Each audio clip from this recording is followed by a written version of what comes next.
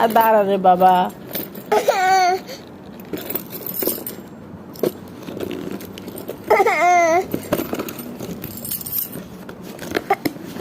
আমার আর সাহিরের ধৈর্য হচ্ছে না। কি আছে এটাতে? এর মধ্যে কি সাহির? দেখি তো।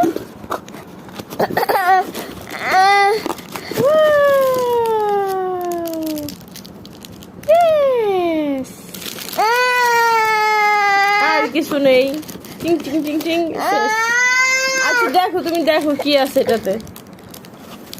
হ্যাঁ, এই যে